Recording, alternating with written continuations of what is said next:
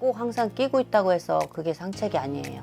자식을 뭐 어떻게 보면 냉정하다고 생각할 수 있지만 떨어뜨려 놔서 그 자식이 잘 풀린다고 하면 그렇게도 한번 해보실 필요는 있어. 안녕하십니까. 안녕하세요. 별상에 계십니다.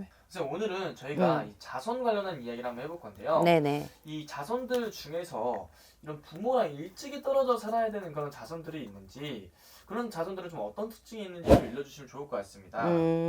부모하고 예를 들어서 살이 낀 자식들 있죠. 만약에 5인 가족이야. 만약에 장남이 엄마랑 아빠랑 뭐 원진살이나 상충살이 꼈어. 그런 자식들은 같이 살다 보면 부딪힐 일이 많아요. 엄마 아빠랑.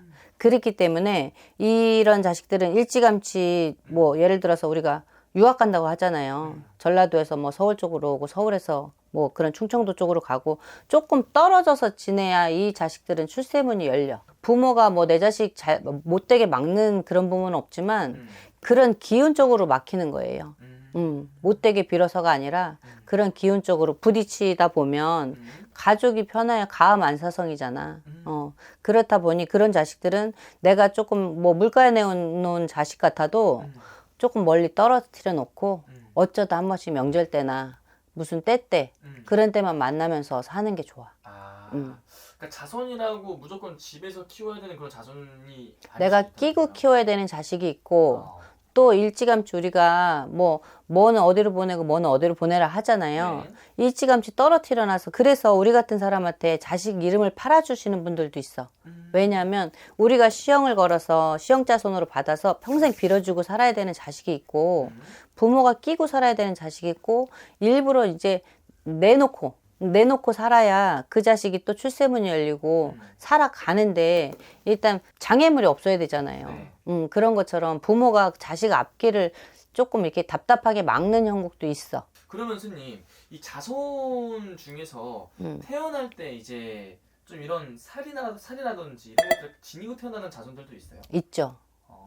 그거는 본인이 선택할 수가 없잖아. 태어나는 날은. 그렇다 보니까 태어날 때부터 예를 들면 부모의 이별 공반수를 갖고 태어나는 아기들도 있어요. 그러면 그 아기가 뭐 그렇게 태어나고 싶어서 태어난 건 아니지만 부부의 합의를 붙여주는 자식도 있어. 예를 들어서 정말 죽고면 맨날 싸우는데 자식을 낳았어. 그 자식이 태어남으로써 얼마나 우리가 강아지만 키워도 둘이서 대화거리가 생기고 합의가 들잖아요. 그런 것처럼 이 반려동물도 마찬가지고 자식도 그래. 부모를 이별수를 떨어뜨려 놓는 자식으로 그렇게 운명을 타고난 아기도 있고 예를 들면 정말 그렇게 맨날 싸웠던 부부도 합을 붙여주는 자식도 있어. 그거는 뭐 어떻게 설명할 수가 없어요. 그러니까 우리가 봤을 때는 일찌감치 그러니까 그런 분들이 오면 자식을 일찍 떨어뜨려 놓고 살아라. 아니면 이 자식은 늦게 시집 보내고 늦게 장가 보내면서 데리고 살아라. 그런 거 알려줘요. 신기해. 신기하네요. 그러면 선생님, 부모랑 이 자식이랑 띠도 되게 중요한 거예요? 맞아요. 우리가 띠가 뭐 원진살이 낀 띠가 있고 네. 뭐 상충살이 낀 띠가 있고 뭐 무슨 그런 살이 낀 띠들이 많잖아요.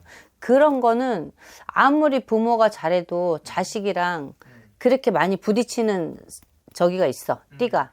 근데 뭐 정말 뭐라 그럴까 정말 합의되는 띠는 가족 중에도 내년에 또 돼지띠, 토끼띠, 양띠가 삼재예요. 근데 가족 중에 누가 삼재 기운이 뭐 두세 명만 있어도 그런 기운 때문에 또 부딪힐 일도 많거든. 띠궁합이 중요하잖아. 우리가 그래서 궁합도 보고 결혼하는 거잖아요. 맞아요. 있어요. 그러니까 이런 정말로 태길도 잘해야 되고 그런 것도 정말 중요한. 맞아. 띠. 자손으로 인해서 이게 자손이 이 부부 사이를 붙여놓는 자손일 수도 있고 띄워놓는 자식도 있어. 그리고 자손의 이 사주에 따라서 부모의 궁합에 따라서 일찍이 나가 살아야 되는 자손일 수도 있고. 그렇죠. 그래야 더 대성하는 자손일 수도 있고. 맞아. 그리고 또 요즘 사람들은 그런 사람도 있더라고요. 이 예정일을 만약에 예를 들어서 예정일이 12월 30일이야.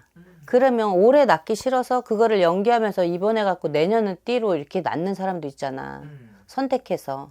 그러니까 그런 거를 옛날 어르신들 말을 무시할 수는 없는 것 같아요. 살아보니까 그렇고 우리가 봐도 신적으로 영적으로 이렇게 따져서 봐도 부모랑 그렇게 떨어져서 살아야 되는 자식들은 분명히 같이 살다 보면 화가 일어나. 자식들이 맨날 사고를 친다거나 부모가 또 아프거나 어쨌든 이 영상을 보시는 분들 중에서도 그런 증상이라든지 그런 현상을 겪고 계신 분들이 있다면은 한 번쯤은 상담을 통해서 확인해 볼 필요가 그렇죠, 있겠네요. 그렇죠. 꼭 항상 끼고 있다고 해서 그게 상책이 아니에요.